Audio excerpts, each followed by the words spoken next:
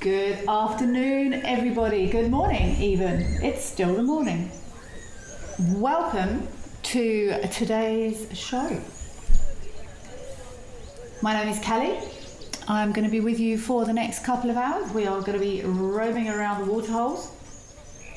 We will be seeing what we can see, and it's wonderful to have you all here. Remember, we are live and interactive, so please do send through your questions, your comments. I will be happy to attempt to answer any and all of them. I always say, I won't cheat. We all know we can access information everywhere these days, so please do get in touch either via WhatsApp, on X at Wild Earth, Facebook, or on our YouTube channel. You are all very welcome. We are starting here at Tau, my old stomping ground. What an absolute pleasure to see this lovely, really sure that's a Mr. Elephant. And you can actually see the ridge there in the background. That was a stunning view. If you can see those sort of white dots way in the distance there. That is, there's a couple of other lodges up there, and it was a glorious view from up on that ridge there. You could see all the big trees, clearly showed where Tau was. And some lovely zebra here as well.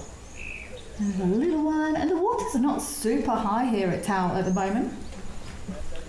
But you are all most welcome.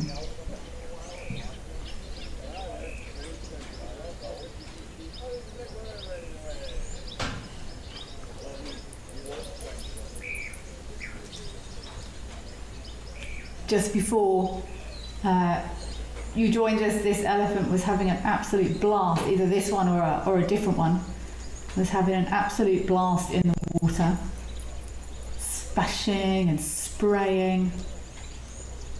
But it's a delight to be back. It's been a while.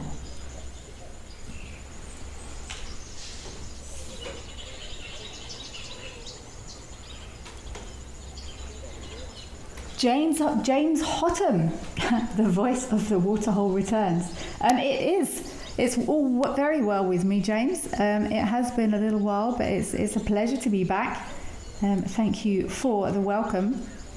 And yeah, it's a great opportunity to catch up on the news, see what's been happening, any exciting updates. I really struggle to keep up with how many different cameras there are now. They seem to be racing up all the time. It's such a luxury to be able to. It's very green there at Tau. And I suppose, yeah, we're just. What's that? Oh, it's a rock. I thought it was some sort of exciting white animal there in the foreground next to the log, but it's a. No, it's a rock. I got very excited then. I thought it was a leucistic something. But some lovely waterbuck at the back. Lovely boy. There's often waterbuck here at Tau. We've seen some great interactions between some of the bulls.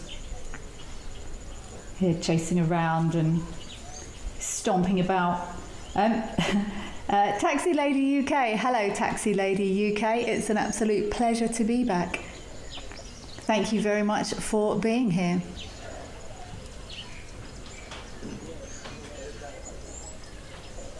I must admit, I do worry a little bit now that now you have such delightful peace and quiet during the week, I believe, and then I come and spoil it all.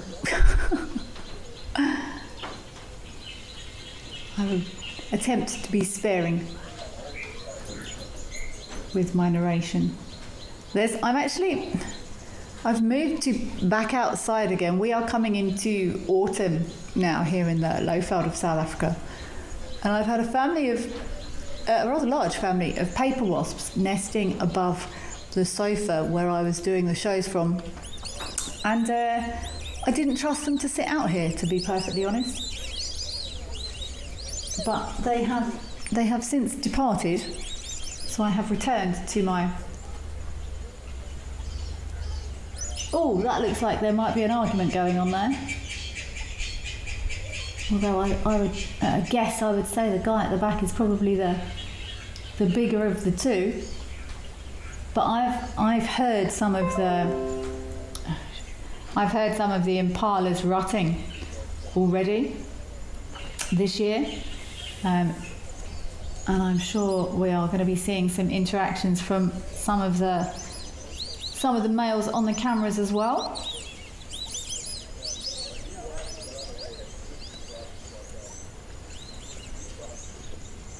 Although this looks pretty peaceful, but it could explode at any moment. Yeah, I've been hearing the roars and the shouts of impala locally, and even I was in the Kruger briefly a couple of weeks ago. They're starting to show signs of this rutting behaviour in preparation for the mating season.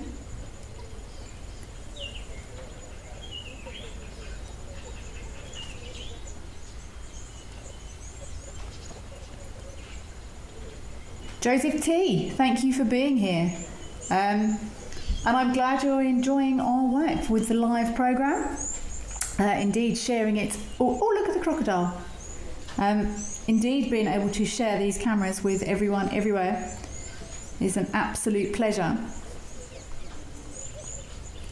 Thank you for joining us from Pollard's Hill in London, Joe. You are very welcome. Not sure what your weather's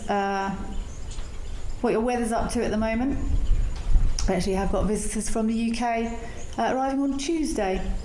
And this is a lovely time of year to be in South Africa, certainly in this area. It's a nice stable 30, 31 degrees. It seems like the rain has possibly finished for now. And yeah, they're escaping for a bit of a break, although I was actually in England a couple of weeks ago, and there were some lovely sunny days, which is an absolute pleasure. But yes, Joe, you can get your hit of the sunshine from here if it's not delivering the goods there in England. I remember these crocodiles were definitely mating a while ago. I don't think we've seen any eggs or babies, but definitely these crocs, very much a presence here at the Tau waterhole. Taxi Lady UK, you once unknowingly kicked a paper wasp nest. An experience you will never forget. I know paper wasps, and I used to have a very friendly family of paper wasps where I used to stay before. They used to live right by the door, actually, and I would regularly go in and out, and they never got cross or stung or anything, so I left them be and didn't worry about it too much. But the family that was here, I got stung by a paper wasp for the first time in the last couple of years, and it was quite sore. People often, talking about scorpion stings and insect stings and things like that, people say, oh, it's no worse than a bee sting. I got stung by a bee in the Kruger Park actually about 6 or 7 years ago, and it was really, really painful. People say, oh, it's not worse than a bee sting. Bee stings hurt. It was actually, ironically, I was picking up a bottle of sauce or something at the restaurant. So all the years of working and living in the bush, I've since been stung by a scorpion as well. But all the years of living and working in the bush, I get stung by a bee picking up a picking up a bottle of something in a restaurant. But yeah, these things are sore. But yeah, this paper wasp, it zapped me, and I was quite surprised by how uncomfortable it was. So I've been a little bit more cautious of them since then. And I did consider, I've sat out here once or twice, and this paper wasp nest must be 2 meters, 2.5 meters above my head, and sort of over to the side a bit. And I've chanced it a couple of times. Then I was out here one day doing something else, and 2 of them launched off that nest at me, and it put me off them a bit. But yes, they have since moved on for the season.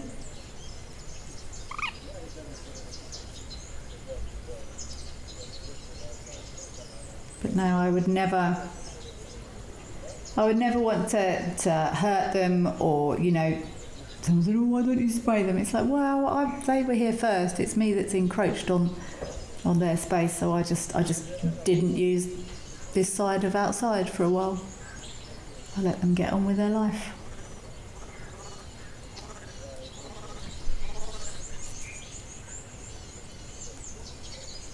These crocodiles in this waterhole are looking good. They're looking fine. They're looking fat. But yeah, it's a bit sad that we didn't get any Iggies or babies, not that I'm aware of anyway. Marilyn, you're asking how many crocs live there. Now, I completely stand to be corrected. Zoomies or FC, help me out, but I've got 4 in my head, but I might be wrong.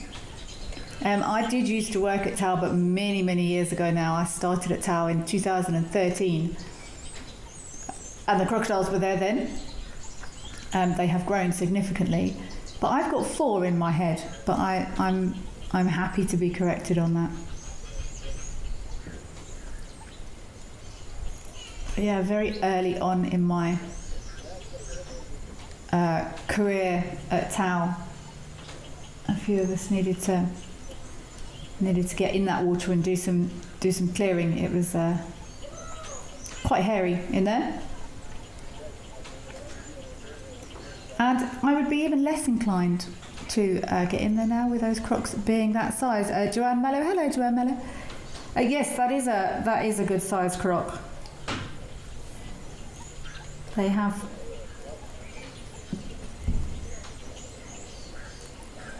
been seen having a. Was one of them on the cameras grabbing an antelope? I've got something telling me that did happen. But there's lots of barbel in this waterhole as well. So these are fine, well-fed crocodiles. I'll never forget one day. Actually, it was the strangest thing. There are sort of roads. If you go. So as you're looking at this waterhole, the lodge sort of loops around in a semicircle sort of thing around a waterhole, and then if you go off to the left, that is where we used to stay, and then if you go off right, it's sort of the opposite side of the lodge, and then there's a couple of roads. I'm sure maybe you've seen vehicles sometimes on the cameras. There's a couple of very carefully chosen and well designed roads that sort of go around the back of that waterhole. Areas around water can be very sensitive. You can't just drive over them and squash everything off, and the areas are quite eroded, so there's not a lot of ground coverage. You have to be very, very sensitive around pans and waterholes, but there is a road that sort of loops away around the back, and I think it must have been a good sort of 50 or 60 metres away from this pan. And I drive. I've always driven very slowly on game drives if I can help it. By choice, slow is my favourite option. And someone went, oh, look at the crocodile. And I thought, what? And there was one of these crocodiles, and it must have been 50 or 60 metres from the waterhole. And they can travel fairly good distances. I've tried extensively to establish confirmed distances of how far crocodiles can walk, and I have not managed to do so. But it was very strange seeing a crocodile so far away from the water. But if there's no reason to leave, why on earth would they?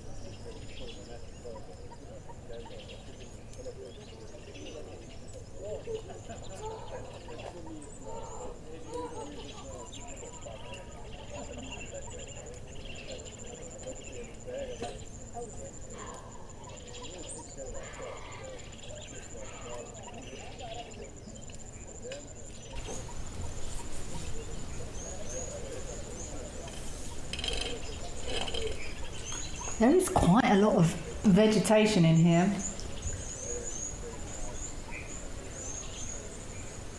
I think part of it's probably, this is going to be quite nutrient rich, relatively nutrient rich water, because we often see elephants pooping in there, which in turn proliferates the greenery in there. A female water buck. Oh, and there's a little, is that a, what's going on behind there?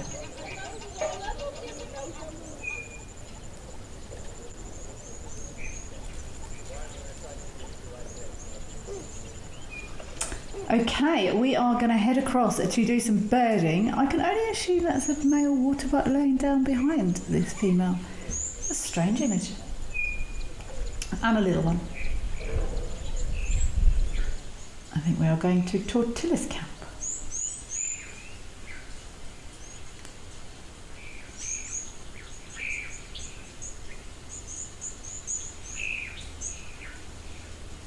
Right, okay, birders. Let's get ready to rumble.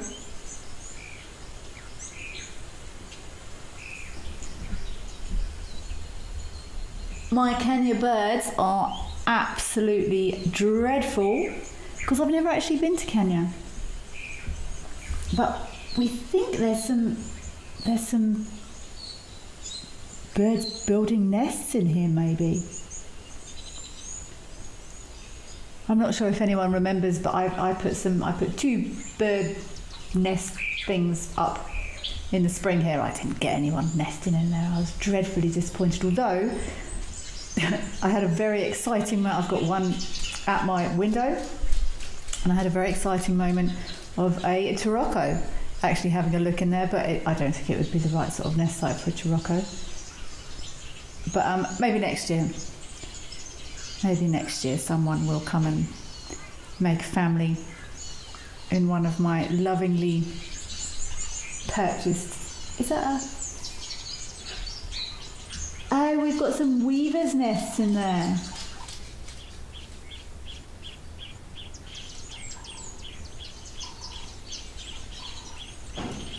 Which one of... Sorry, I'm leaning away from the microphone. I'm leaning into my screen to see if I can see who's in there. Let's try to do that.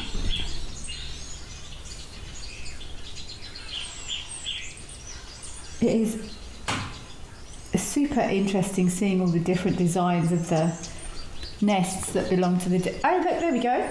Oh, that looks like a spectacled weaver to me.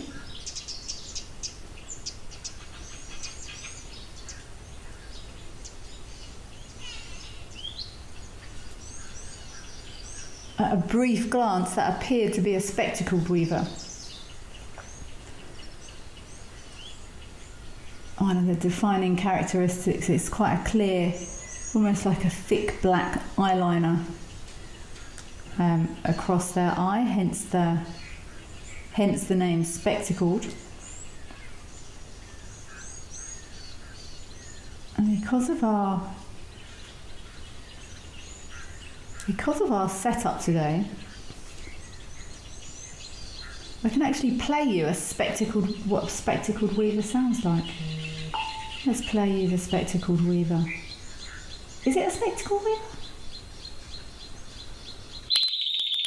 Oh, that was quite loud, sorry. Very distinctive call, if this is indeed a spectacled weaver. And I've always remembered that call, but it sounds like, I always think of glasses sliding down someone's nose. So spectacled, that's how I've learned that one. But I'm not completely convinced this is a spectacled weaver.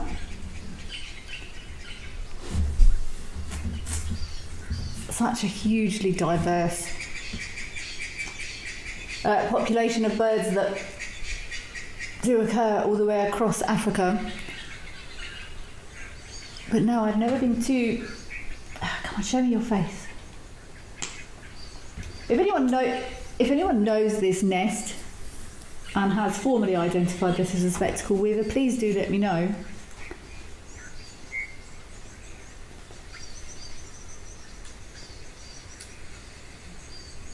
Maybe it's not.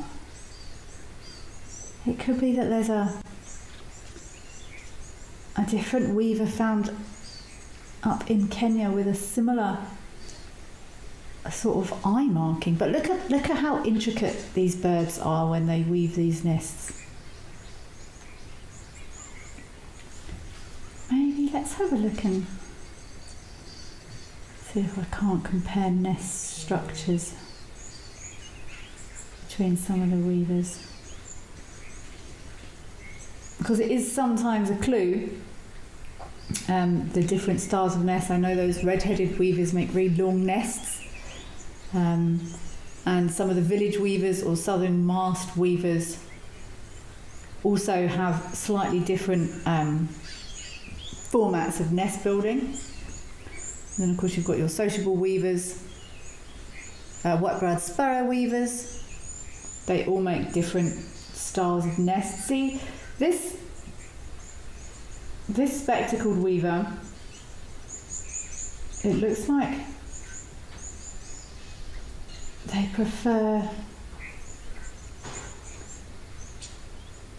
do make long tubes, but this is very early stages of build, so it's a bit tricky to tell.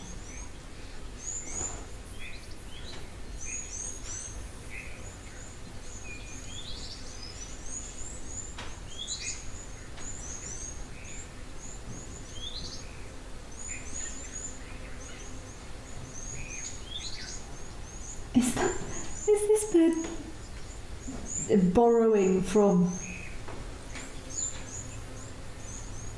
that half structure from behind them? I don't think this face looks right for a spectacled.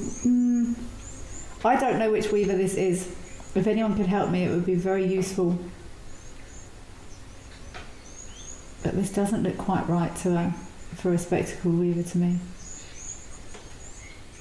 They are so industrious though. The time they take putting grass and fibres, and sometimes they will also... Ooh.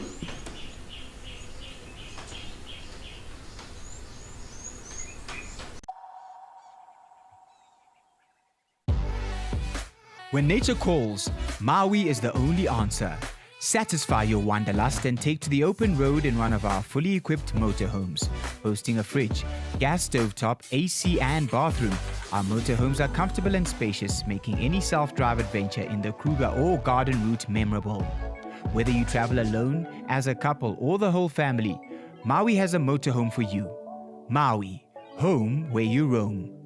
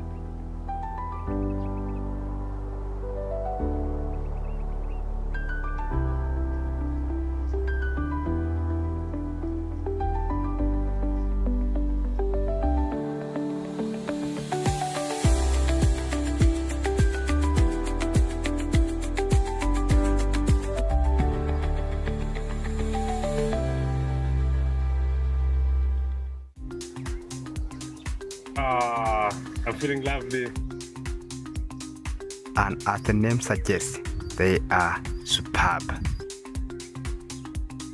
That was epic. Mighty Mufasa. One thing in their mind, food. Hello, girl.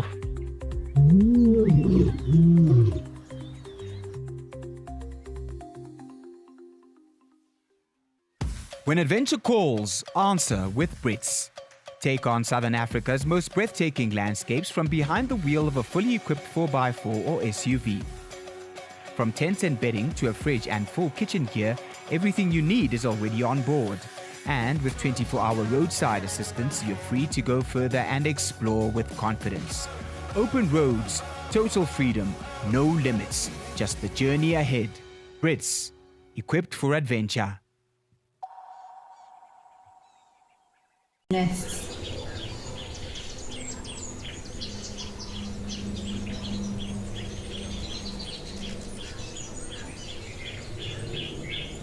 Only to sometimes be completely destroyed and disregarded by the females.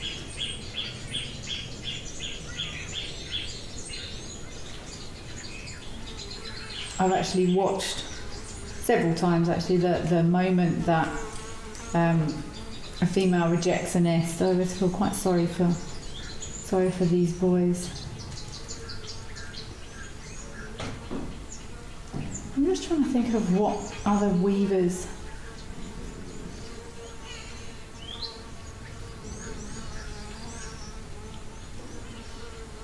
this could be.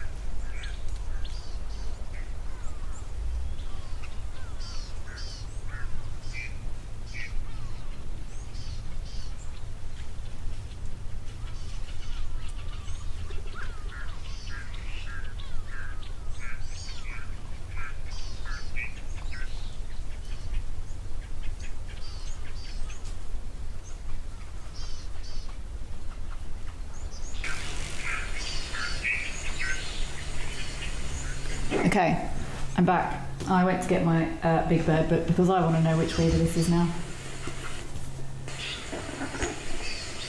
So let me find Weavers of Kenya. Oh my goodness. There's quite a lot.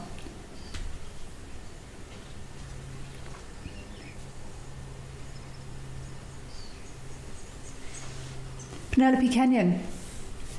It's great to be back. Please, do ask as many questions as you would like. I'm not going to guarantee I will know many of the answers, but I will not fib. I've actually noticed, shall I share this? I've noticed recently, and it's completely mystifying. There was on somewhere in social media a while ago, someone said, does anyone know what bird this is? And it was actually it was in England, and it was a cormorant, and I know it was a cormorant. I don't know which cormorant it was, because I know it was a cormorant. Maybe this is a spectacle weaver. And several other people said, no, it's not, it's a heron. And I was completely mystified by these people convinced that this bird was a heron. And I sort of said, well, it's not though, is it? And I find it really confusing that people take a guess at things and are convinced they are correct, I'm certainly never convinced I'm correct. That's why I always like to check things. Right, let's work out what weaver this is. Well, there's a couple of them here. This front one stole nesting material off that one at the back. We saw you, Mr. Front Weaver. Right, page 670. Oh my goodness, there's a lot. Right. So there's a lot of weavers. So it's yellow, that's a good start. And it does have that eye marking, but then we need to work out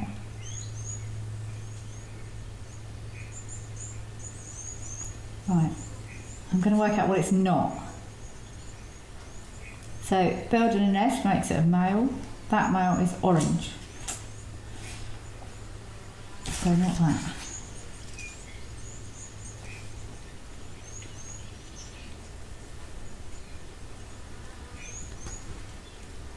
I couldn't see its eye colour, but this is taking me back to spectacled weaver again. Did anyone notice if they had white eyes or not? If they've got white eyes, then it was a spectacled weaver. Dave from Manchester, hello. Thank you for joining us from Manchester, and I'm glad you're enjoying watching the waterholes and the commentary. But it's absolutely amazing. But you can watch birds anywhere. Dave from Manchester. They are prolific in many, many places if you slow down and take some time to actually have a look for them. Come on, show us your eyes. No, see, they've got black eyes. Those eyes aren't white. Okay, that rules out spectacled weaver. But Dave, I can almost guarantee, especially if you get up early, just around sunrise, and go to even I was going to say a open naturalist area, but it doesn't need to be. Nature gets everywhere, Dave. So you are actively encouraged to go out and get out there in nature. It's all around us. We just need to slow down and look for it. I don't know what this is. What's that? Hasn't got a black neck. It just...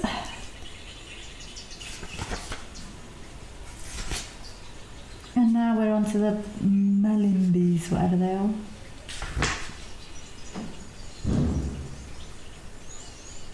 And the next section in my book is quillias and odd finches.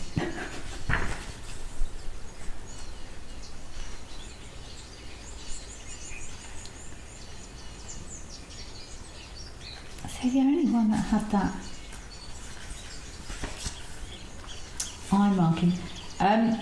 Munduza, you're asking, do they have particular trees where they put their nest? Some will be a little bit more. They may have preference over some than others, but it's more about location. Munduza. The less accessible to predators, the more popular the site. And you often find them, a lot of the weavers will build their nests over water, trees, over pans or around pans, which doesn't really help if when the tree is on the bank and things can just get access to the nest site from the back. But I guess it's one, they can only approach from one direction, I guess.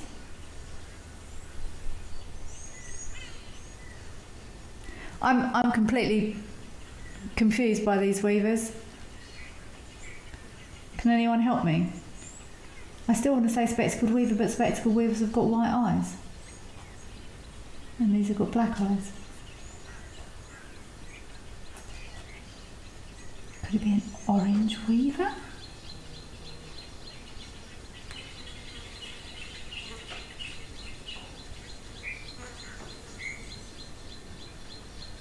No, I don't think that's...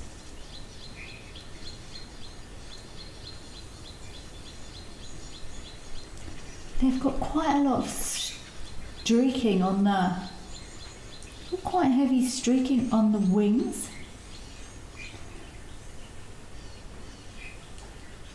see, golden weaver or Holub's golden weaver, also pale eyes.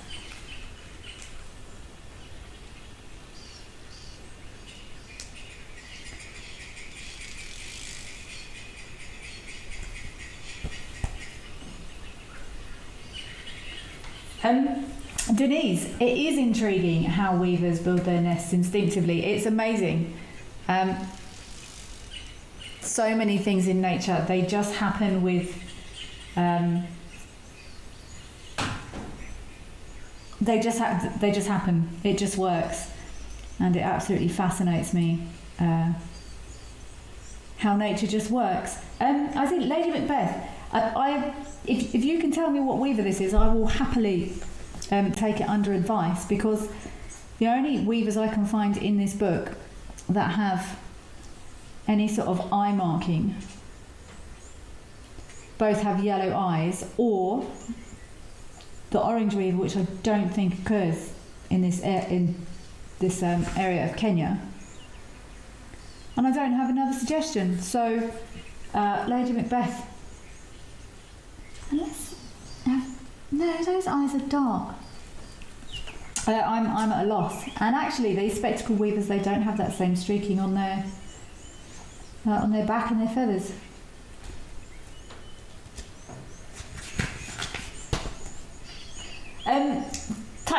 Taxi lady, you're in Outer Hebrides. I've been to the Outer Hebrides. Or was it the Inner Hebrides? I went to the Isle of Mull for a biology field trip many, many years ago.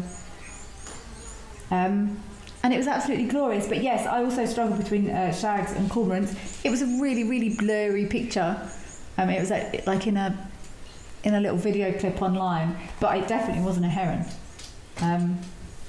But yeah, many people were convinced that it was. Penelope Kenyon, your book shows could be yellow eastern golden weaver. Right, let's find that. Team birding. Let me find the eastern golden weaver.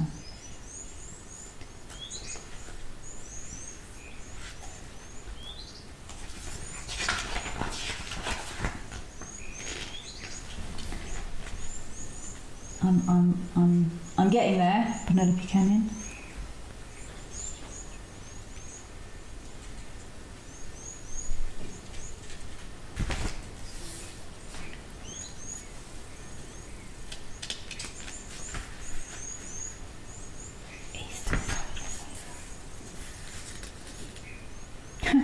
There's one in here called a strange weaver. Only found in the Albertine Rift. They ran out of names. Just called it a strange weaver. Oh, there's some glorious weavers in this book though.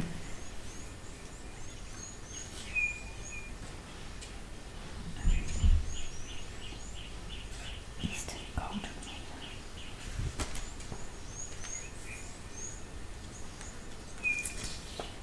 weaver. Little weaver, slender-billed weaver, compact weaver, giant weaver. Wow, there's Huglin's mast weaver. Mr. Huglin, also named the robin. Huglin's robin.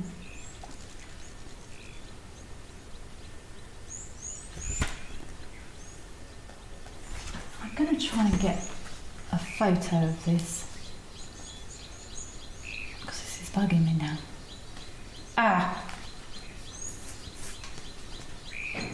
Come back, Weaver. I could just see his back.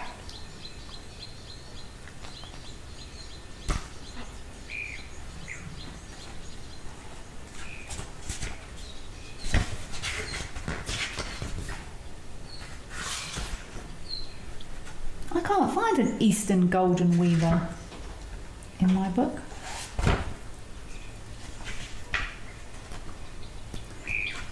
The weaver mystery continues. You must excuse me clunking around. I'm sitting with a... Oh, there he is. Come out from behind the side. Show me your eye. Come on. Oh, there we go. See, that's definitely a dark eye. got sort of a dark wash on that cap. It's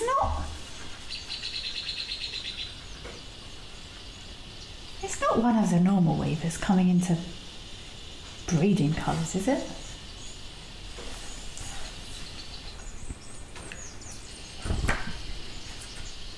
Right, I've got a picture of him now. Okay, Penelope Kenyon, I'm trying to catch up with you here. See, this tree is quite close to water, I think, so that's probably why they've picked this spot. Yellow eastern golden.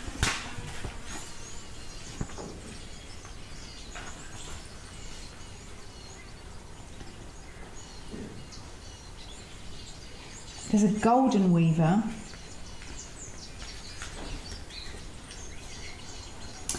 While I continue to struggle with the identification of this, ooh, what's that? Black flycatcher. Oh no! Oh, that's an indigo bird. I would guess that's an indigo bird, either village dusky or purple. I'm going to take a picture of him, but I need to see his legs. Oh, is this another weaver? I'm going to focus on the yellow one, but in the meantime, while I continue to flail around in this massive weaver section of my book, let's go across to Moella and find some mammals that hopefully I will be able to identify.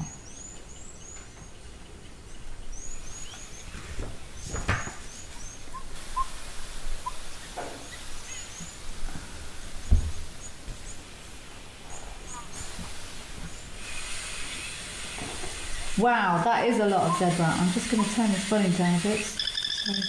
That's lots of zebra there. And look at how this season has changed, and this... It's quite loud. The seasonal change in this area is absolutely incredible.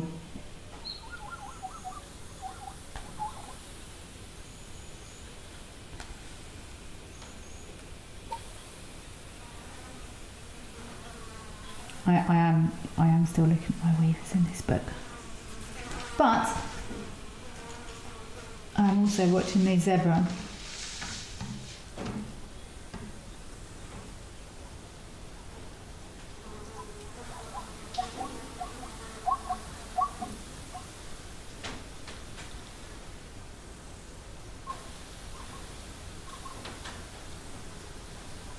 Wow, these numbers really have. Okay, thank you, Zumi. That was a village indigo bird. I was fairly sure it was one of the indigo birds, but you have to see. I've still never quite learnt it. One's got white beak, white legs. One's got white beak, red legs, and one's got red beak, white legs or something. But I've never managed to get it to drop in my head which is which. So thank you very much. I knew it was one of either the village, the purple, or the dusky indigo bird. So thank you very much, Zumis.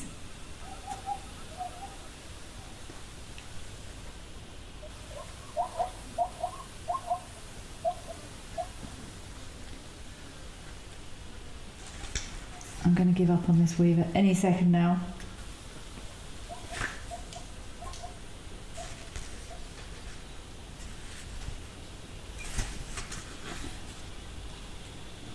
That makes me cross. Okay, I'm giving up on that weaver. I don't know which weaver that was, and that's okay. We don't need to know everything. It's quite peaceful here with these zebra. Oh, they're filling their bellies nicely now.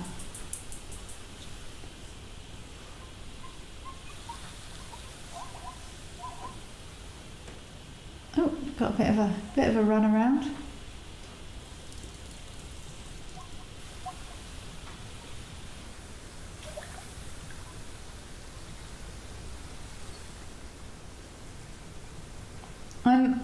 I haven't seen this camera for quite a long time. But that is a lot of food for our larger predators.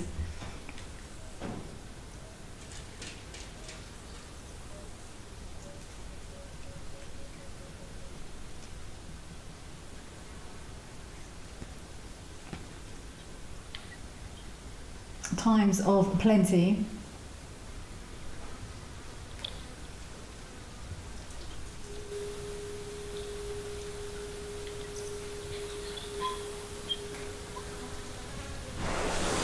They are gathering in huge numbers.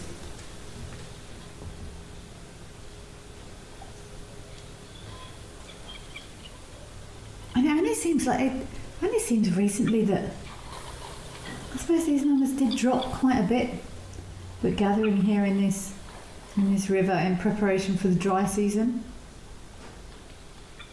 But it looks very, very calm and peaceful here.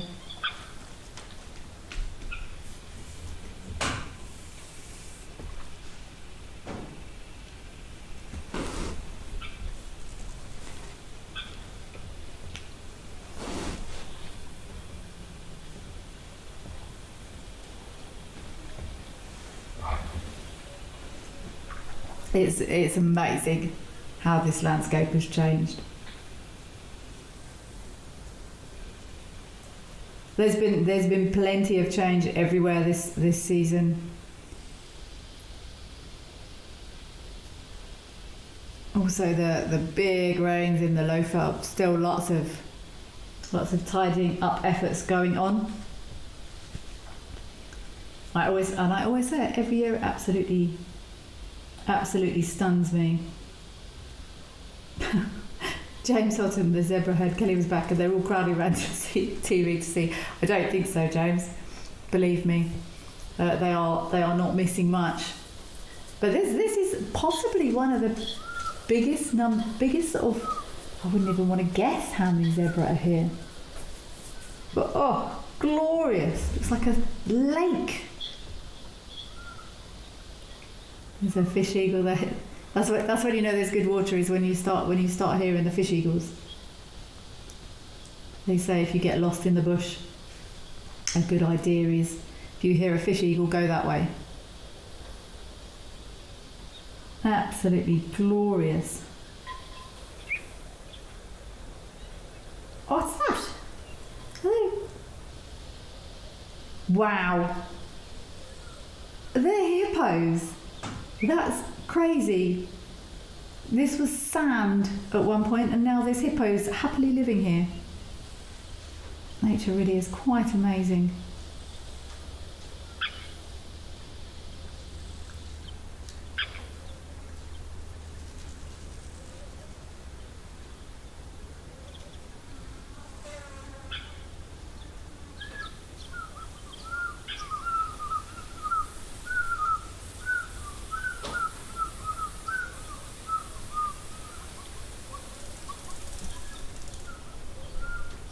Okay, we are going to go back and have another look at our weavers and see who else we have got there across at Tortillas.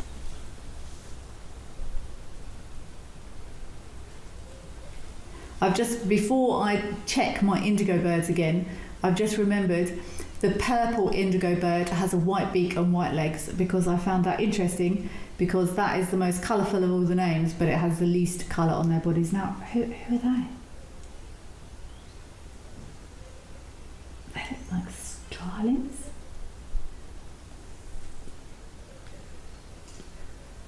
Okay, my app is suggesting that was village indigo birds have a red beak. But I do know sometimes there's different races of birds, and depending on where they're found, can annoyingly have completely different colours. So I wonder if that's not the case, and that indigo bird was a eastern race.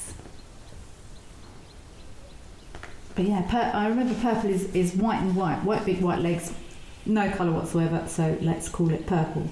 These are like these wattled starlings. Oh, I think they're those superb starlings, but that one on the left there looks like a wattled starling to me. Fabulous birding today. Indigo bird. 716.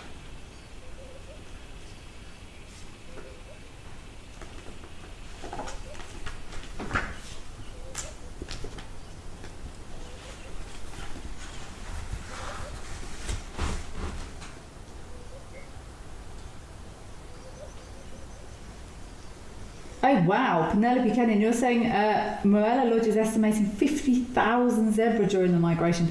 That is a lot of zebra, and I'm surprised there's no predators taking advantage as yet.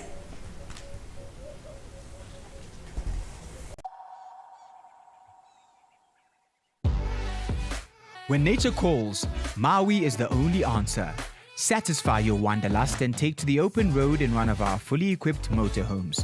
Boasting a fridge, gas stovetop, AC and bathroom, our motorhomes are comfortable and spacious, making any self-drive adventure in the Kruger or garden route memorable. Whether you travel alone, as a couple or the whole family, Maui has a motorhome for you. Maui, home where you roam.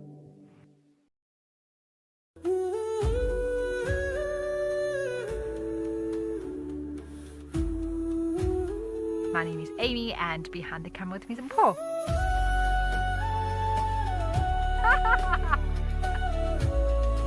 And I mean, to be able to share it with all of you.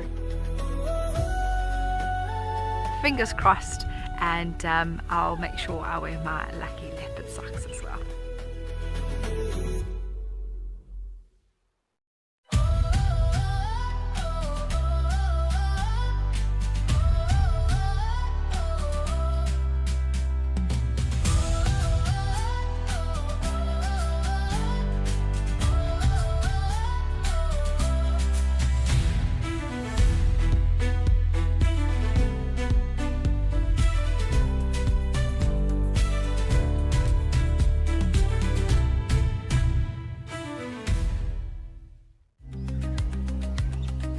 Following with elephants is the way to go. Probably trying to inspect who we are.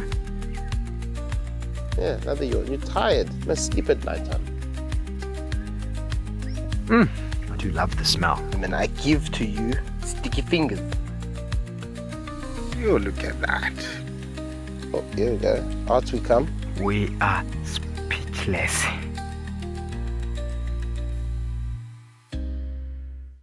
When adventure calls, answer with Brits. Take on Southern Africa's most breathtaking landscapes from behind the wheel of a fully equipped 4x4 or SUV. From tents and bedding to a fridge and full kitchen gear, everything you need is already on board. And with 24-hour roadside assistance, you're free to go further and explore with confidence. Open roads, total freedom, no limits, just the journey ahead. Brits, equipped for adventure.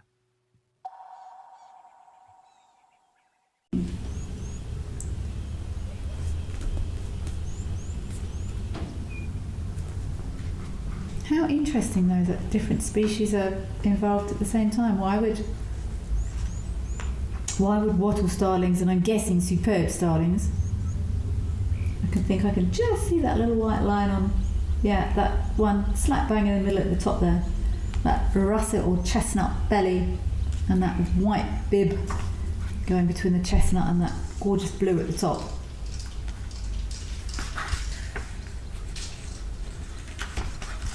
And they are indeed wattle starlings, because I can see their wattles. Okay, so send in your thoughts.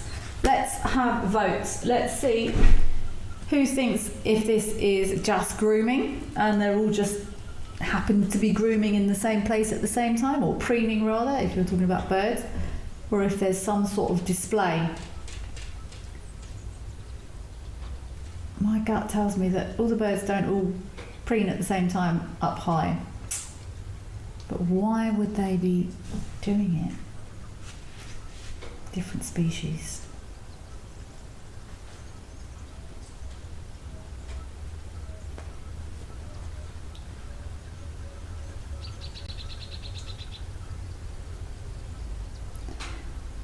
Melanistic marble, a bird party. There is indeed a bird party going on in this tree, but what sort of party is it?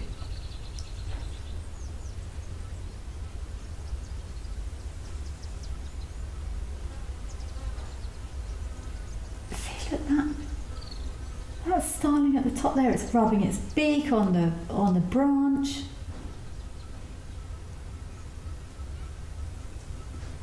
And this is prolonged. When you watch birds preen, It looks almost like frantic preening to me, as opposed to maintenance preening. I'm going to do some more digging in that and find out why this is happening, what's going on.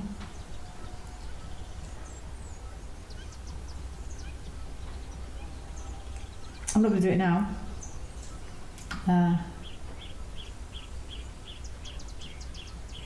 I'm going to try and work out.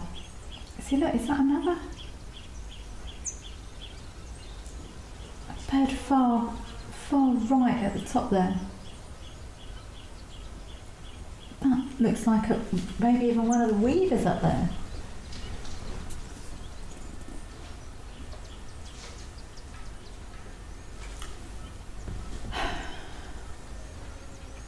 Also, preening.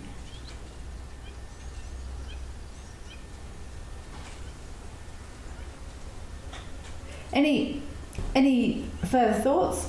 Please do let me know, because I can't work out what's going on here and why it's happening.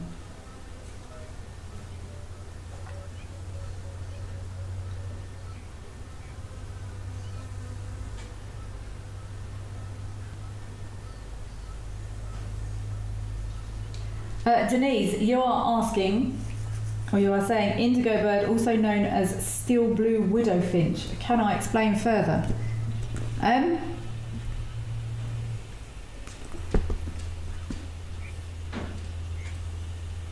No, is the answer to that. My brain was just trying to dig around. It could be related to a name change, where the names of birds are changed at different intervals.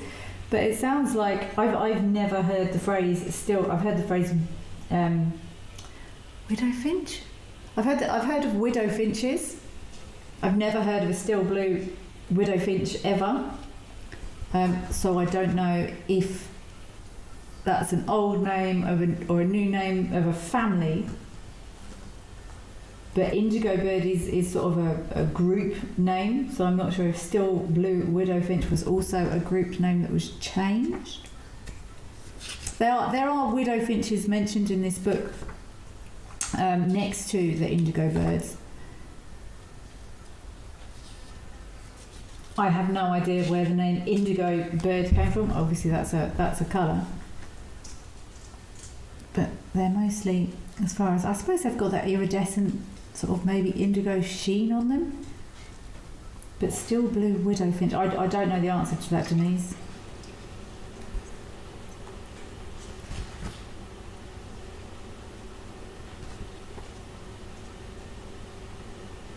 Maybe it's just one of the standard, well, not standard name changes, but the very regular name changes in the bird world.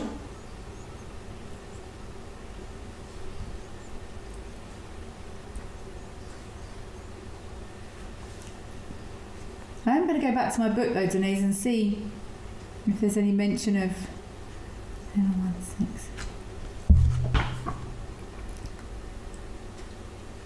Okay, so the village, okay Denise, the village indigo bird, and it says still blue widow finch, so it's just the village indigo bird that used to be, or maybe changed to be known as the still blue widow finch, so it's not a family name. And the purple indigo bird, the purple indigo bird was the purple widow finch. The dusky or variable indigo bird was the black widow finch. So it sounds to me like indigo bird is maybe the new name, and it's normally due to name changes are often made either to get things in line with international other international birds. So it could be that there was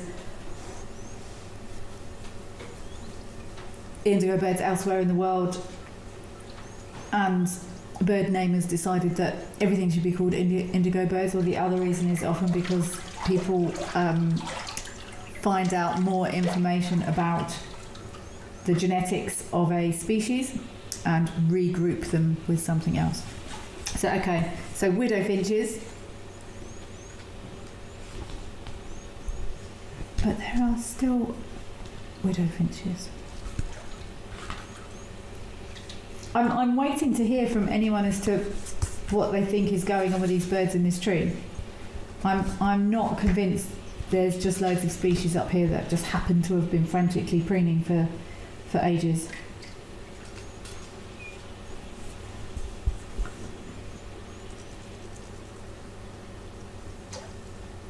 Okay, so it's widow birds I'm thinking of. Widow finches. There are no longer widow finches, there are just widow birds. The widow birds in the index are now exactly on the same page as the indigo birds, so there's no such thing as a widow finch anymore. Okay, I understand.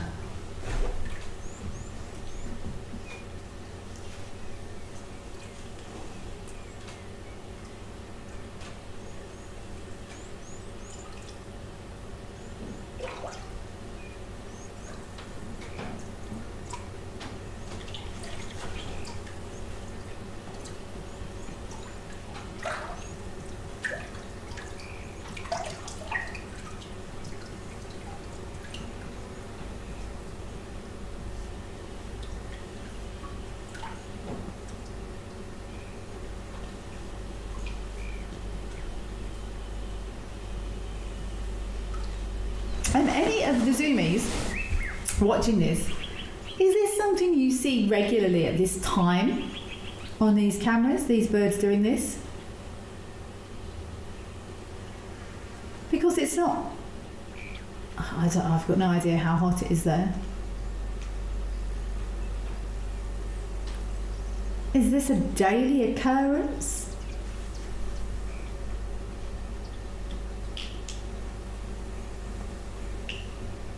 I just wonder if it's a timing thing.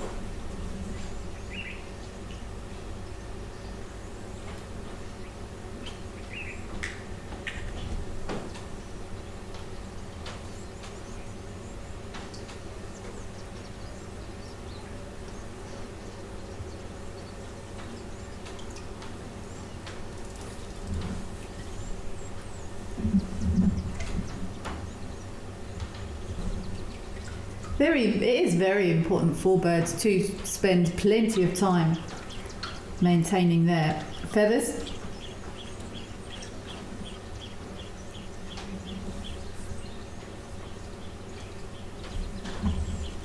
They have a. I don't think all birds have them. I couldn't tell you off the top of my head who doesn't, but many birds, most birds have preen glands, and you will see with these.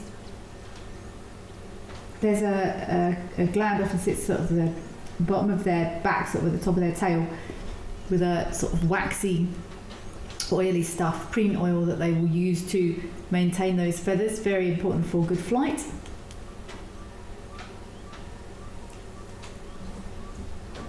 So birds do spend, I think I've once tried to find out what percentage of time, waking time, birds spend preening as well, and I also failed to get any clear answers on that as well. I did disappear down that rabbit hole for sure.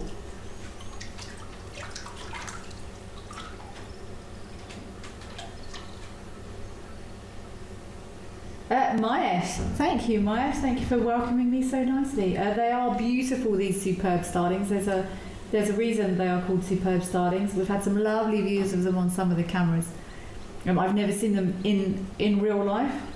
But even the starlings we get here in South Africa are absolutely glorious. When they're not in the sun, they just sort of look like black birds. But these are even more superb, as the name suggests. And Dave, you're asking, why do those trees have huge spikes?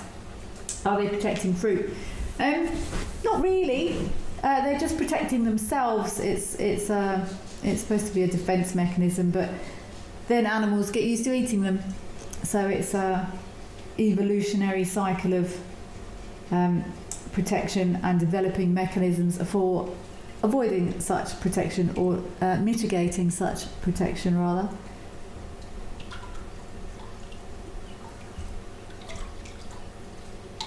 Same as plants become toxic or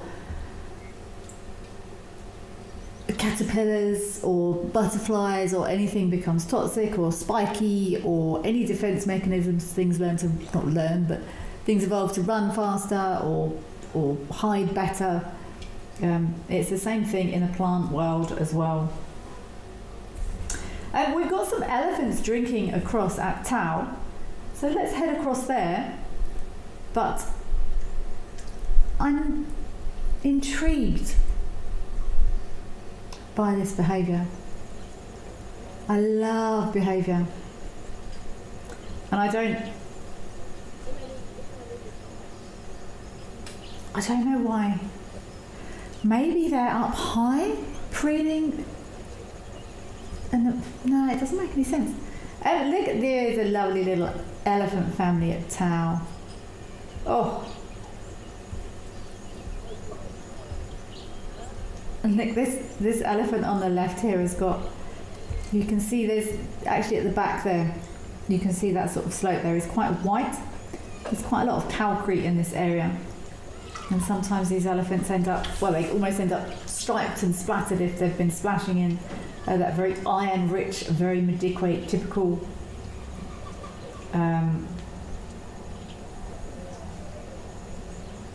red soil.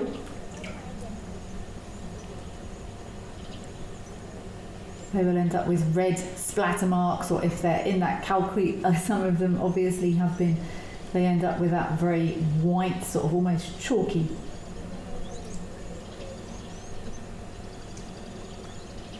Almost chalky appearances.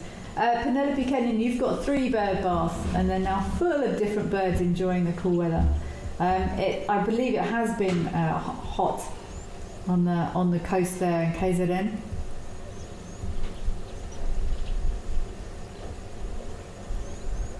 I've got some regulars that come to I've got 2 bird baths as well, some regulars that come to my bird baths. I've noticed the baubles get very, very excited and they shout like there's a snake or something, but I've established that there's not a snake, they're just excited about the water. As elephants also get at times.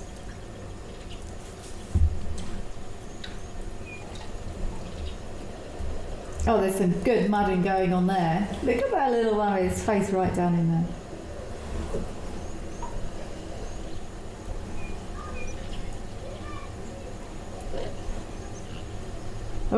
Oh, incoming.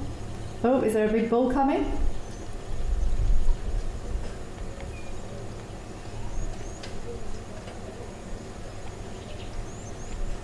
Why has that happened? There must be a big bull coming.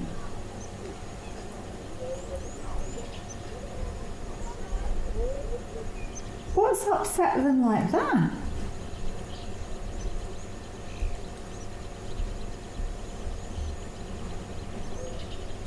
They wouldn't normally all leave like that. There was an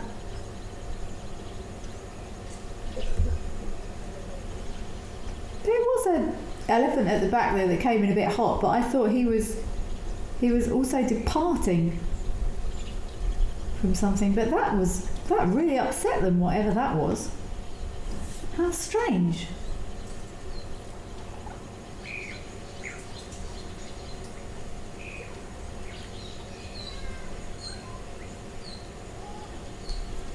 That was weird. There's a baboon running around, unless those baboons spook them. That's not impossible.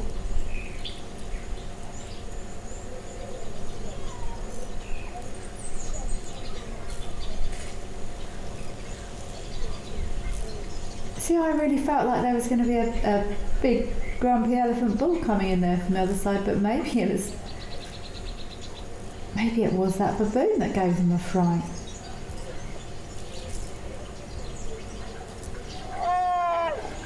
That was an immediate departure though.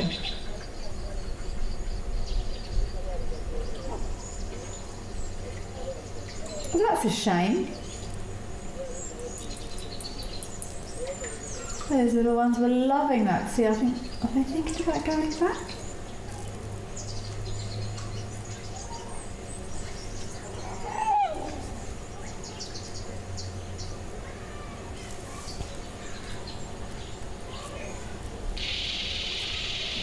is a bull, but not. I thought that felt like to me it was going to be a big grumpy elephant bull streaming in from the right hand side though. But something gave them a massive fright. Melanistic marble, you're saying Tower is one of the best waterholes at the moment for action and variety. Melanistic marble, it always has been. It really is quite spectacular, the activity that's seen there. It always has been, long before my time when I was there, and long shall it remain the case. I would think water is life. And if you watch any of these cameras or any of these pans for long enough, you will see stuff. 100%. Are those elephants thinking about going back to what they were doing? I honestly don't know what happened there. That is a rather large baboon. I haven't seen baboons too often at Tau. And is this baboon on its own? It's often these. Let's see if any more baboons turn up. It's often these single baboons that can become a little bit problematic because they're on their own if they haven't got a family. I remember there was an enormous lone male baboon where I used to work after Tau, and he was a problem. He got very, very brave. He got very, very clever. He learned how to. He knew to push windows, to check windows. You had to lock your doors. So he learned how to open doors. Because for whatever reason, if they've broken away from their family, broken away from their troop, and they haven't got the. See, look, this elephant's a bit upset as well. Is it going to chase the water buck? Don't chase the water buck.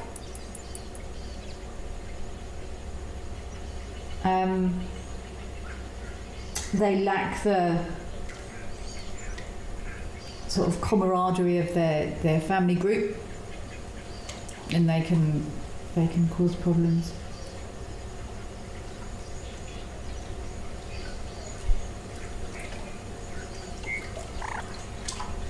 Yeah, it looks like they are thinking about making their way back.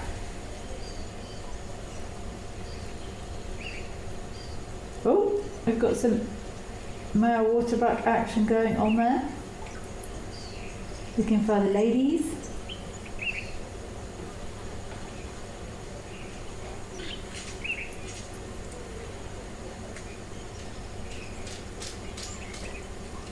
James G, 1967.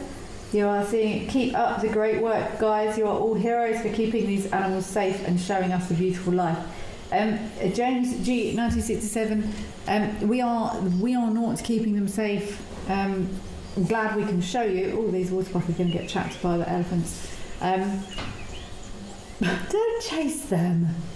But I definitely wouldn't put myself in the category of keeping these animals safe. I like to think that maybe I'm educating. Between the team here, we are educating. We are adding to education about conservation. We are enlightening people. Leave them alone.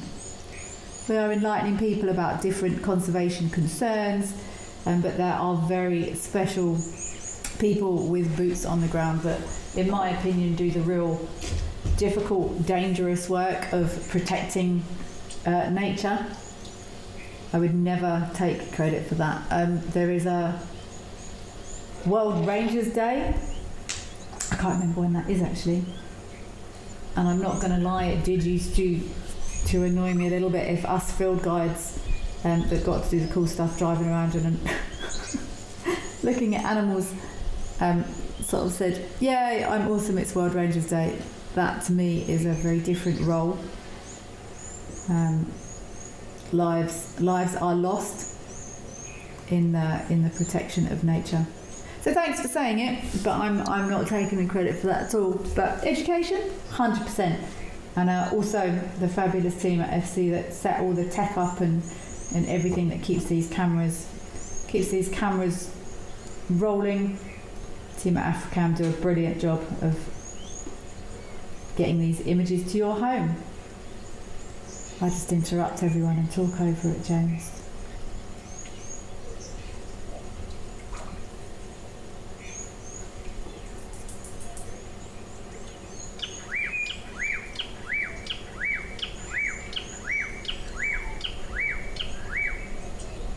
I'm none the wiser as to what frightened those elephants then.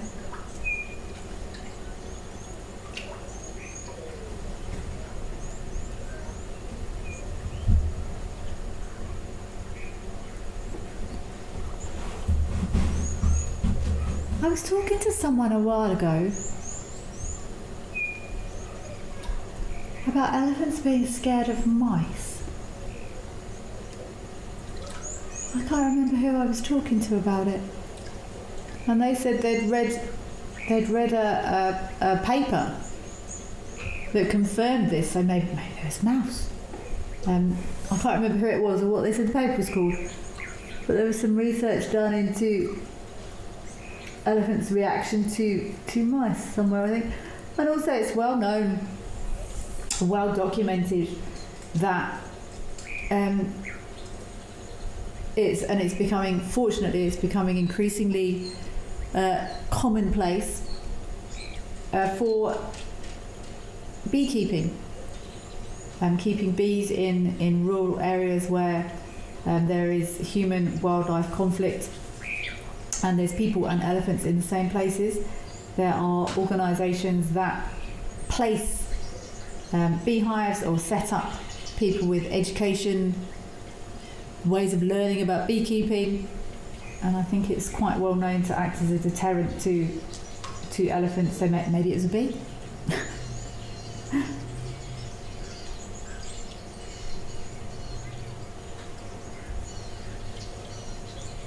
And that was a perfect demonstration of analysing, don't chase them, analysing behaviour or watching behaviour. We don't always know. We don't always know why a behaviour happens. Those elephants. Oh, there's 2 crowned eagles that I can see from my seat. Hey, they're really low. I often hear those crowned eagles flying here, but I don't normally see them. If anyone wants to look up crowned eagles, have a look. They are absolutely gorgeous, and this one the lowest I've ever seen them flying here. They make a really interesting sound. They go do it, do it, do it, do it, do it, do it, do it, do it, do it, do it, do it, do it, do it. And they're super low. Sorry, distracted. Yeah, look at watching behaviour. Something made those elephants jump. Something upset them. We don't know what it is, and this is how I would also work with dogs. If there is a frightened pet dog, I can't always tell what it's frightened of, but it's very obvious from body language that they are anxious or they're afraid, and then you work with what you can see. If there was I expected a big elephant bull to come in, but we don't know what gave them the fright, so you can only work out. You can only use the information you can see to analyse the behaviour. See, now that elephant just didn't like something there again. I wonder if it wasn't something in the water.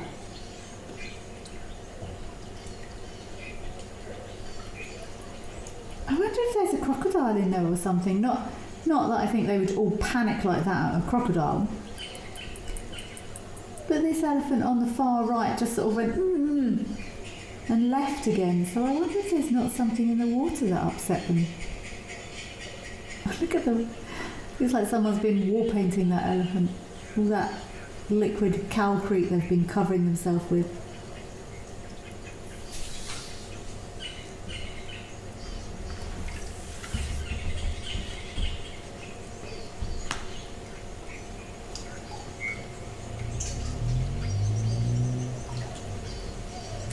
Right, James G, in 1967, you're asking, what time do the elephants start moving out to go and get water and start their day? And they don't stop their day, really, James G. If anything, this zebra's gonna have a nice roll there, or just having a rest.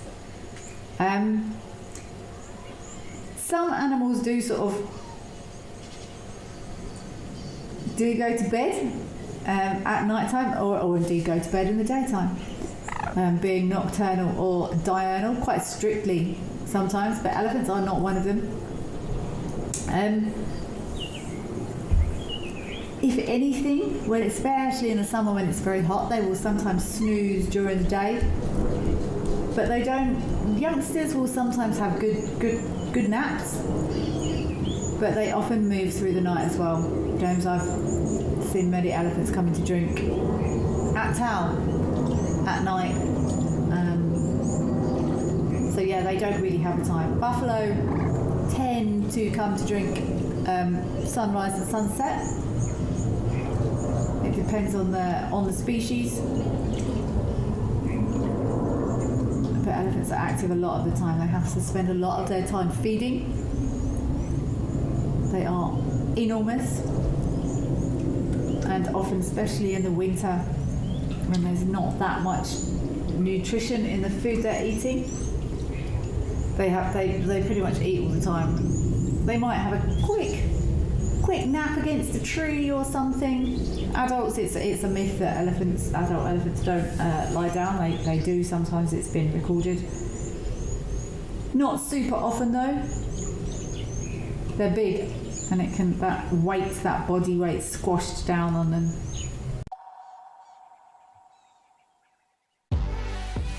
When nature calls, Maui is the only answer. Satisfy your wanderlust and take to the open road in one of our fully equipped motorhomes. Boasting a fridge, gas stovetop, AC and bathroom, our motorhomes are comfortable and spacious, making any self-drive adventure in the Kruger or garden route memorable. Whether you travel alone, as a couple or the whole family, Maui has a motorhome for you. Maui, home where you roam.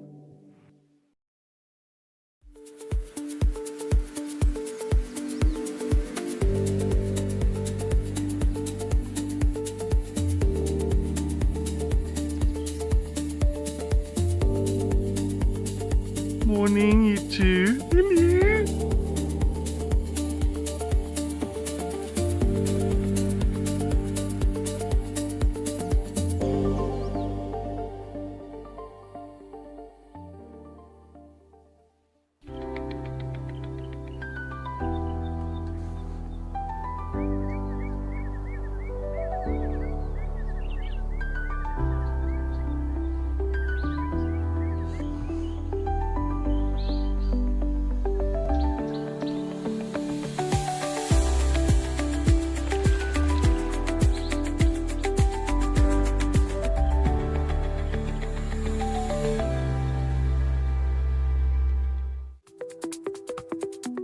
Sign up today and you'll get instant access to wildlife. You'll also have access to our post-produced content, like a Wild Bush Week. Textbooks tell us that a ratio of 3-to-1 hyenas drive off lionesses. Safari Live Catch-Up. We have got some doggies that are on the hunt. And even that sort of cult favourite, The Wild Show. And the little one has made it out and hopefully will rejoin the herd. Wild Earth Explorers. Wilder.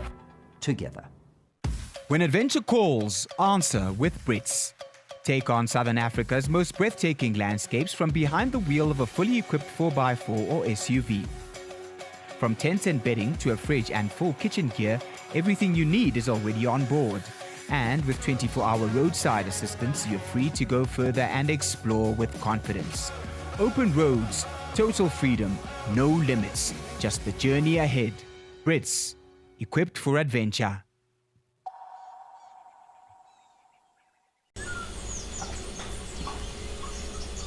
I think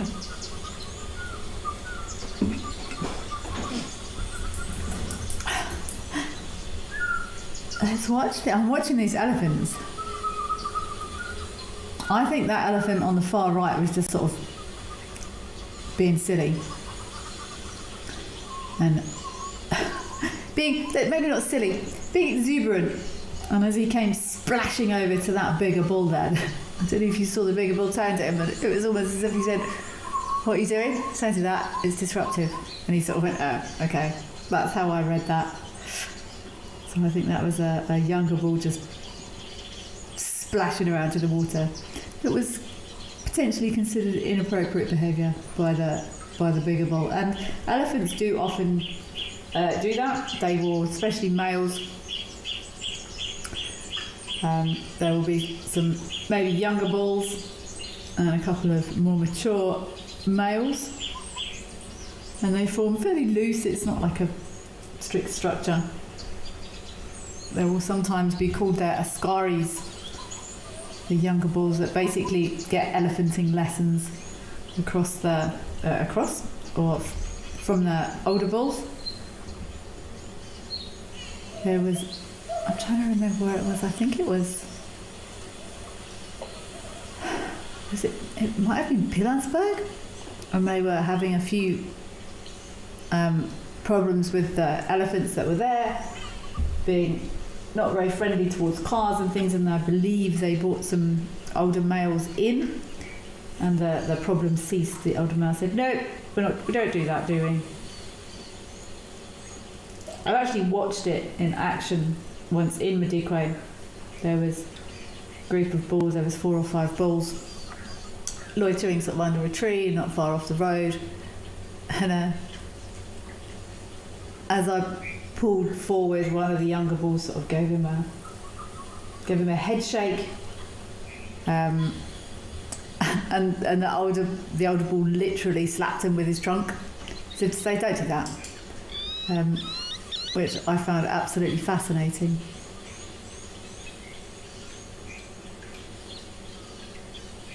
Oh, melanistic marble, you're saying that the soil's got very dark here. And the elephants are looking very dark because of it. That's really interesting you noticed that. I didn't notice that, but I suppose maybe that's... If it's changed recently, I was going to say the rock type or the substrate wouldn't have changed. Maybe there's more... Maybe the rock is breaking down a bit more because of the water. Maybe it's a basalt or a gabbro. Maybe it's that fine cotton soil that is so notorious for getting vehicles stuck.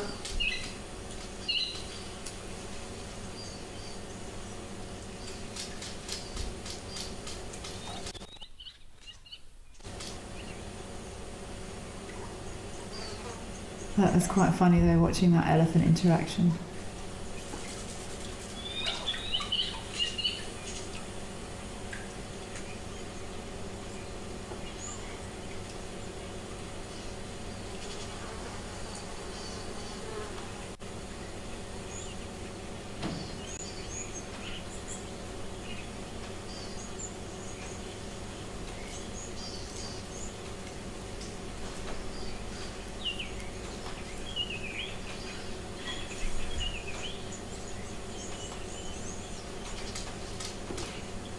Wow, just imagine the potential of 50,000 zebras through this area. I remember the noise was deafening before the rain. It was quite an empty, almost echoey riverbed area. And I always had to turn my volume down when the zebras were here. Would echo, it would bounce off that sort of concave shape of the riverbed there. It would get very, very loud.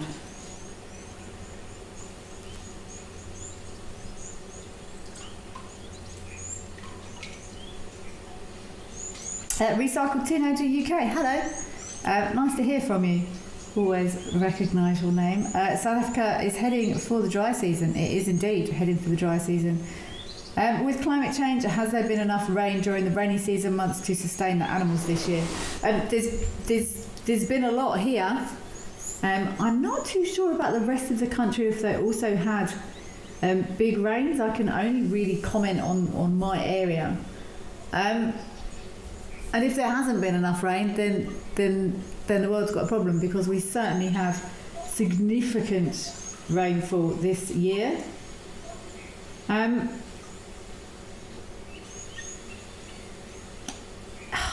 guess it depends on how you look at it. My brain, hold on, let me organise my thought pattern.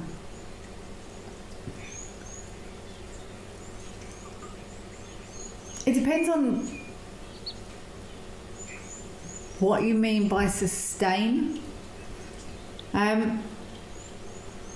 Yes, humans are disrupting weather patterns, but they do say drought and floods are cyclical and possibly necessary to reduce numbers in different areas. But this year I know we've definitely had a lot of rainfall in this area. Is that another elephant back there? But I guess we'll have to see.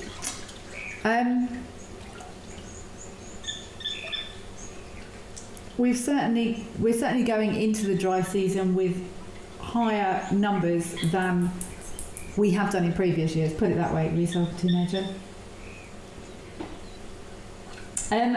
James G 1967.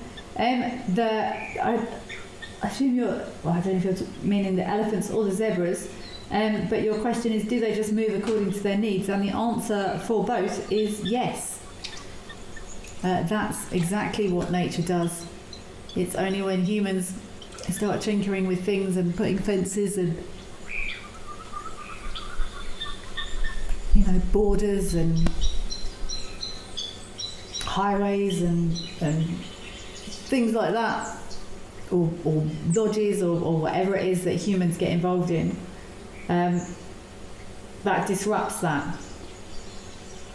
So yeah, it's amazing that nature is able to maintain and manage its requirements accordingly. And yeah, that's exactly what animals do. Birds do it, mammals do it.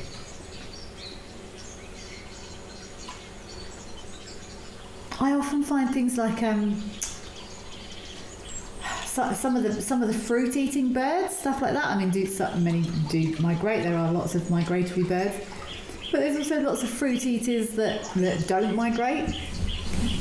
And it never ceases to amaze me that when I look outside, it doesn't look like there's much fruit there to me. Yet nature is able to sustain itself. Also incredible that there often are things like fig trees. Fig trees will produce year-round fruit. Well, not year-round fruit, but fruit more than once. Nature sets it up in such a way that things do survive. Otherwise, it wouldn't work until humans get involved.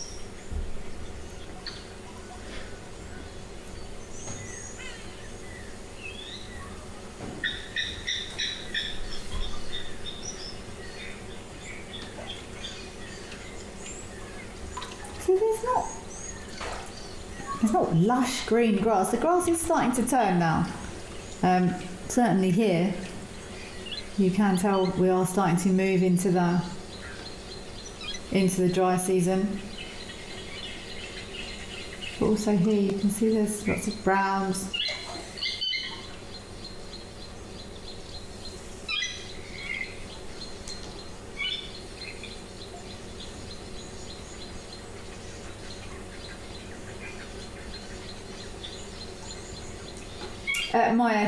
There certainly is plenty of biomass in this image. Beautiful shots of zebra mixed in with the elephants there. Certainly no shortage of animals here. Let's go back across to our birds, I think. I am none the wiser. I have had no feedback from anyone as yet as to what you think may be happening with our birds. Well, let's see if they're still there. Start with, let's see if our birds are still doing whatever it was they were doing in the same location.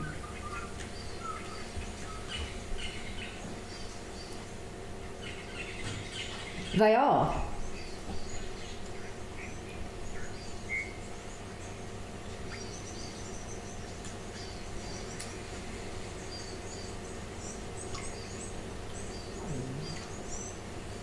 maybe they are just preening.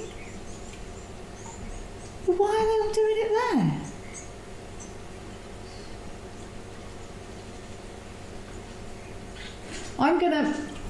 I'm gonna try and cheat. I don't know the answer to this, but I am gonna try and look it up because I'm fascinated.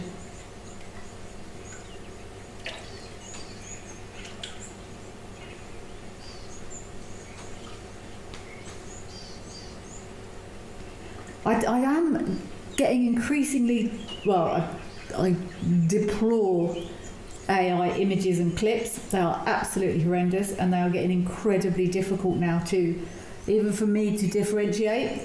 I have to look many times at even some of the lion clips and things now.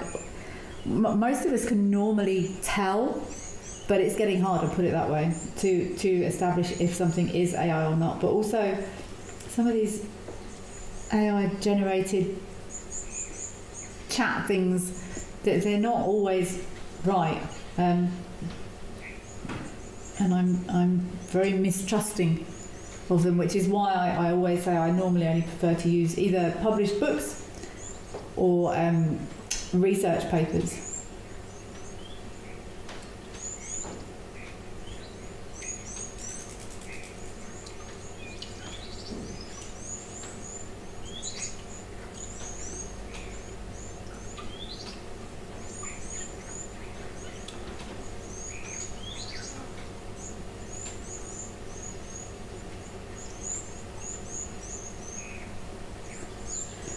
I suppose I have seen birds at the top of trees preening.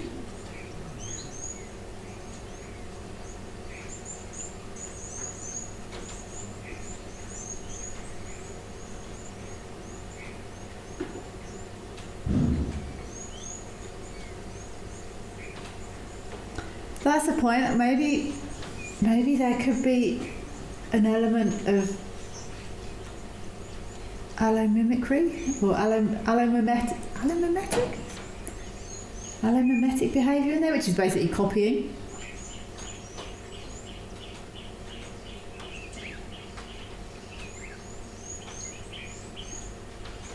Yeah.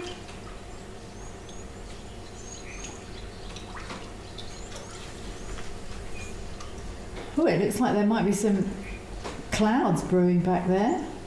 Yeah, look at them all at they're right at the top of the trees. I suppose they've got a good view for predators, but there's a huge risk of aerial predation from there. But I suppose maybe that's another reason there's lots of them.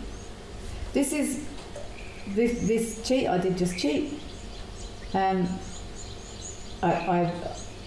know that they're preening, safety in numbers. Yeah, maybe that's why the mixture of species is there.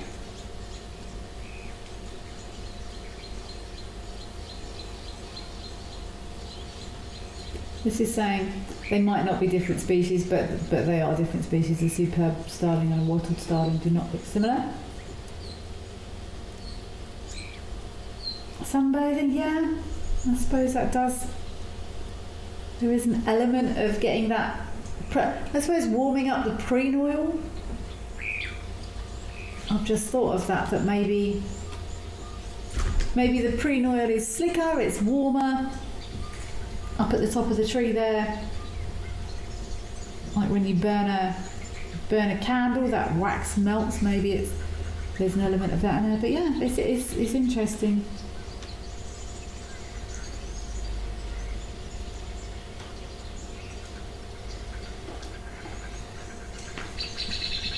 I wonder if they're coming from different places. This is like a known grooming tree or something.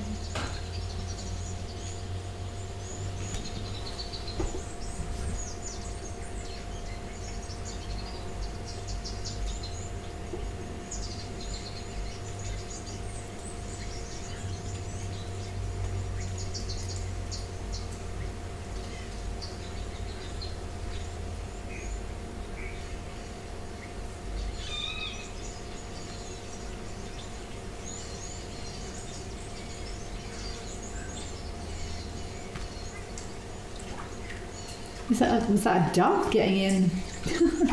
What a lovely mixed group of birds. There's a dove up there. We have that indigo bird or widow bird.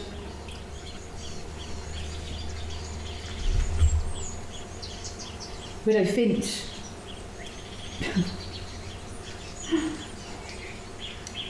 Yeah, this is lovely to watch. Yeah, I guess it's a combination of safety in numbers, getting a bit of sun on their feathers. I've never seen such a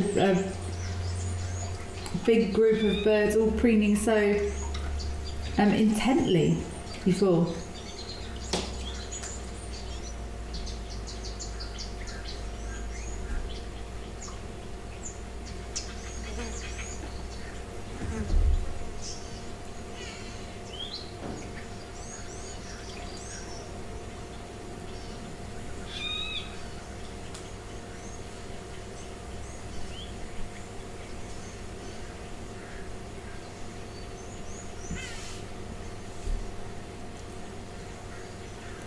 It's quite mesmeric actually, it's very relaxing.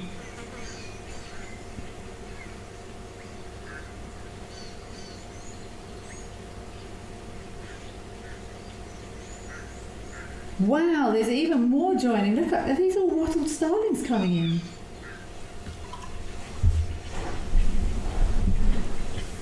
I know wattled starlings do often form big flocks. So maybe these numbers are going to keep swelling.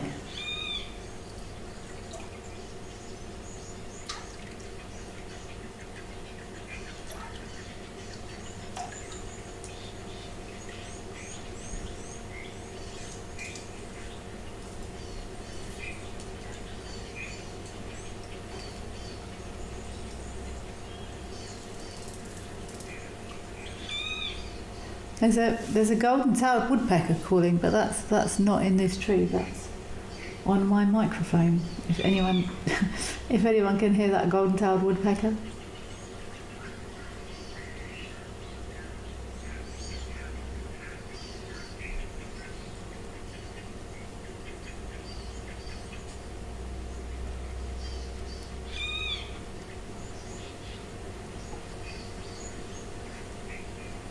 And look how they're all forming on these open branches. That's interesting.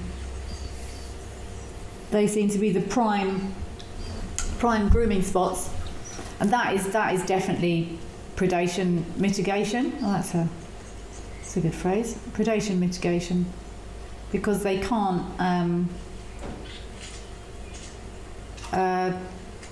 Snakes and things can't sneak up on them as easily on these open branches. You often see birds prefer to sit on open branches or dead branches that are sticking up like that.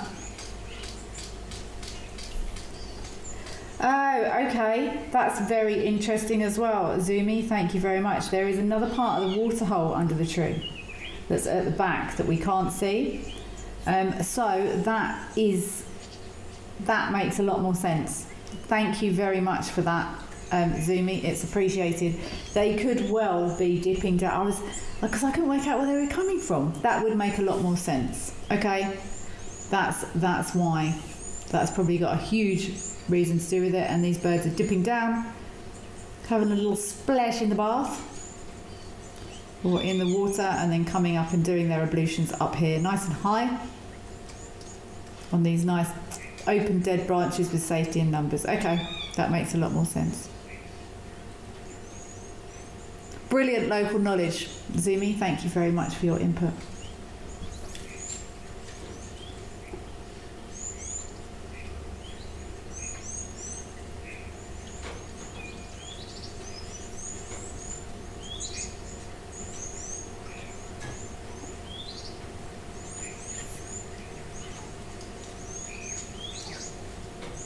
There must be not far off 100 birds here. That's very cool to see. And interesting, Zumi, if you are still present, if this is a sort of constant thing, or if it's at a particular time of the day, I'd be interested to hear that, or whether or not there's just often loads of birds here. Again, that's what I find. Is it a certain time of the day, and why? Why would that be?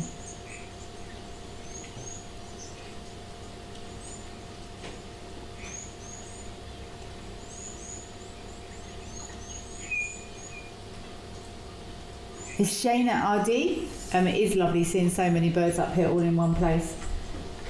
It happens fairly. You often find a little bird party or a feeding party, or I suppose in bird parties you will find different species.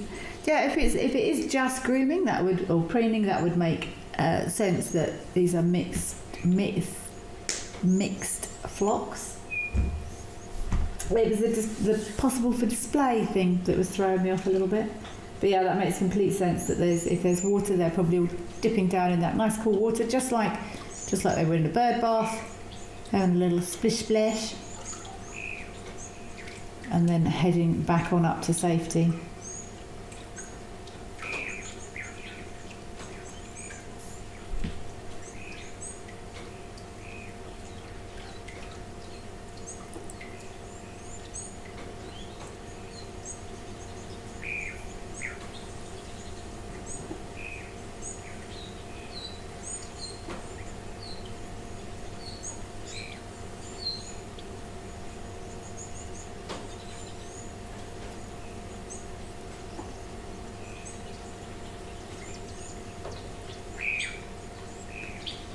We're no nearer resolving that weaver mystery, are we? Oh, I've failed on weaver identification on multiple occasions. That won't be my first weaver failure. Normally it's females. Female weavers are a nightmare to identify.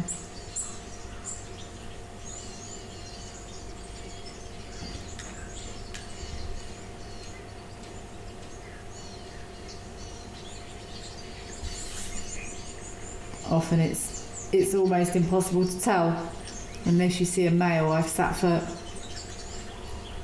long periods of time looking at a female weaver, waiting for a male to appear. But then even sometimes when the males are not in their breeding plumage, it's also quite tricky.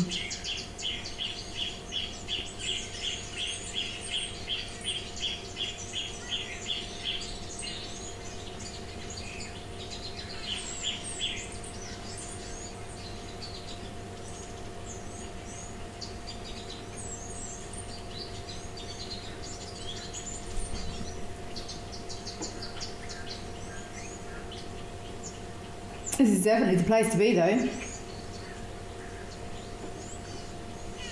The place to be is in the tree.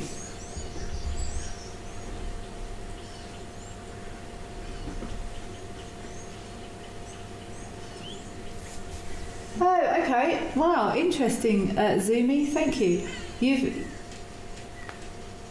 You haven't seen this happen that often, and there are days when they're not there at all. That's interesting. That's very interesting. I thought it might be that they were always here. Maybe there's a explosion of food resources or something in this area that they're utilising. Today, and I see the next question that's come through after that.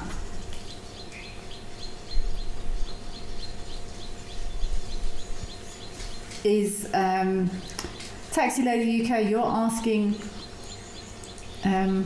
or you're saying static in the air can affect bird behaviour. I would absolutely agree. So maybe it's something going on with air pressure or static.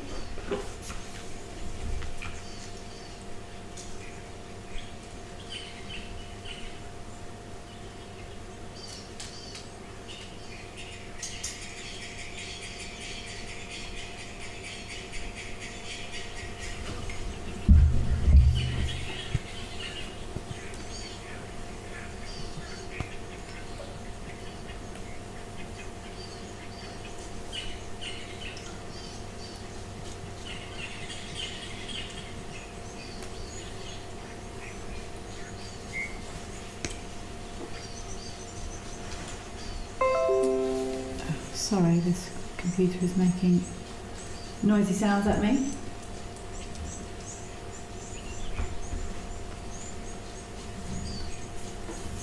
but it could well be a change in air pressure or some static.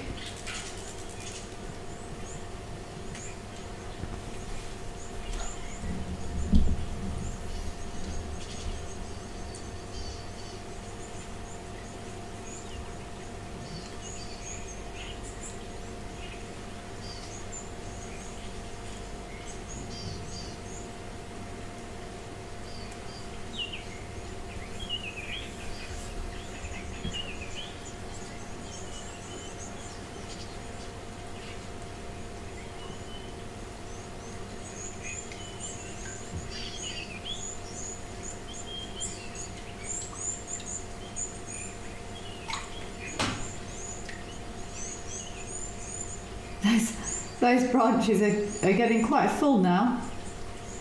They're starting to wobble a little bit. Look at this branch on the top right. How many birds are there?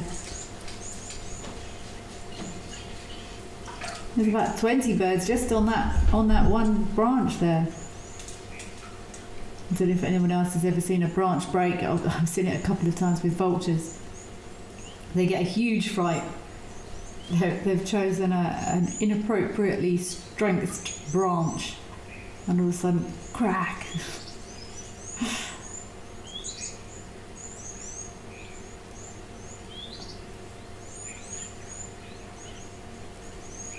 The second of the two main reasons you shouldn't sit underneath branches with birds in them. The first one is messier and even less pleasant. Oh, I don't know what this. When nature calls, Maui is the only answer. Satisfy your wanderlust and take to the open road in one of our fully equipped motorhomes. Boasting a fridge, gas stovetop, AC and bathroom, our motorhomes are comfortable and spacious, making any self-drive adventure in the Kruger or garden route memorable. Whether you travel alone, as a couple or the whole family, Maui has a motorhome for you. Maui, home where you roam.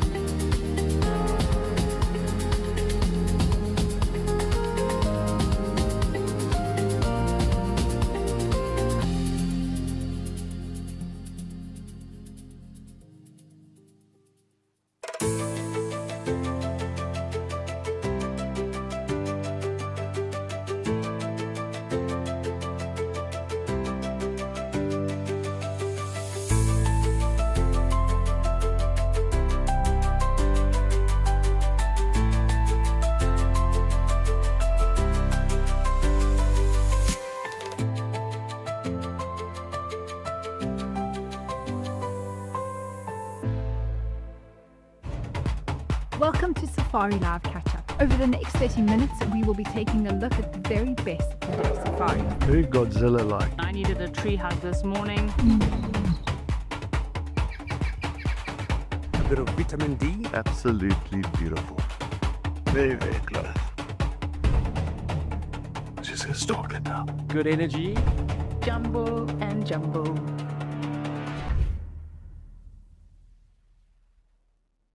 When adventure calls, answer with Brits. Take on Southern Africa's most breathtaking landscapes from behind the wheel of a fully equipped 4x4 or SUV. From tents and bedding to a fridge and full kitchen gear, everything you need is already on board. And with 24-hour roadside assistance, you're free to go further and explore with confidence. Open roads, total freedom, no limits, just the journey ahead. Brits, equipped for adventure. Feathers and feather colour, and also in and out of breeding season. It can sometimes make identification a little bit tricky. I've been there on many occasions.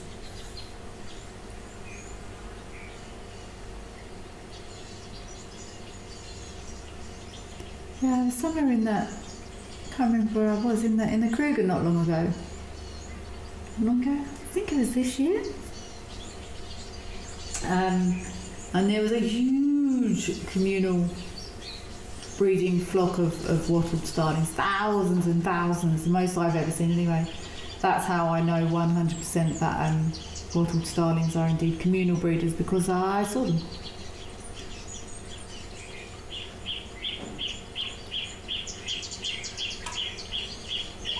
My favourite way of confirming or denying something these days. If I've seen it, I've seen it. Or if someone else I trust has said they've seen the same thing.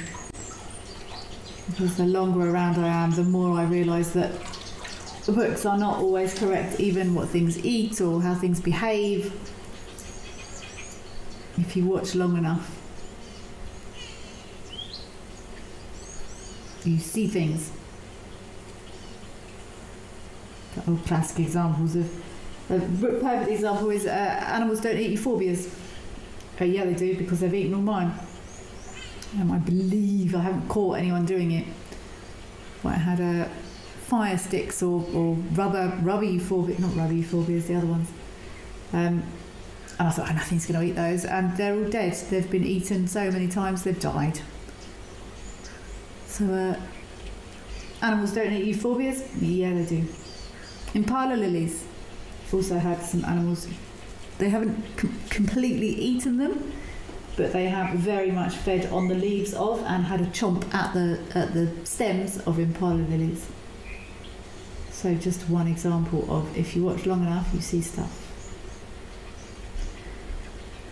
But we're almost out of time for today. I'm sorry I couldn't conclude what weaver we were looking at, but what a lovely scene. We've had an opportunity to watch these and work through it together, which I like a lot. And it just goes to show how important local knowledge is, though. It makes much more sense that these birds are gathered here preening, because they've been dipping in and out of the water that we can't see, just like they would at your bird bath at home.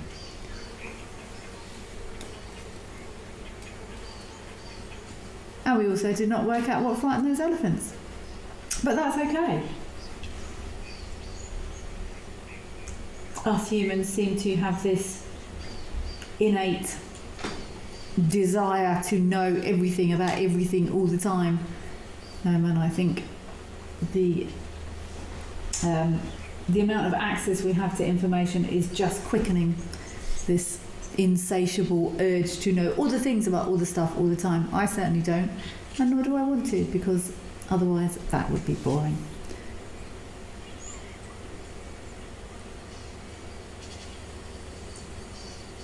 But it's been an absolute pleasure being back today. It's been a while. Thank you all for joining. There's some nice elephants, some nice zebras, some nice birds, baboons, lots of action at Tau as usual. And I'm sure we will talk again soon.